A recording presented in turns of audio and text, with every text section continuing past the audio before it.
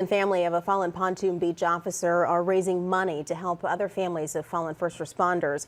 Officer Tyler Timmons was killed while investigating a stolen car at a gas station that happened in October of 2021. And this Saturday, friends and co-workers will host the second barbecue fundraiser at Smokey Joe's in Pontoon Beach. All of the proceeds raised there will benefit the Tyler Timmons Memorial Foundation, which provides financial assistance to families suffering a similar loss. A year and a half since Timmons' death, and his friends say his legacy lives on within the community. Tyler was just a genuine people person. He loved to serve this community. I've worked several calls with Tyler. I volunteer on the fire department here, so I've worked a lot of recs and EMS calls and different things with him over the years, and he was always willing to give. He was always willing to go above and beyond and just do what's right. Saturday's event begins at 11 a.m. again at Smokey Joe's in Pontoon Beach. It'll run until they go out of food.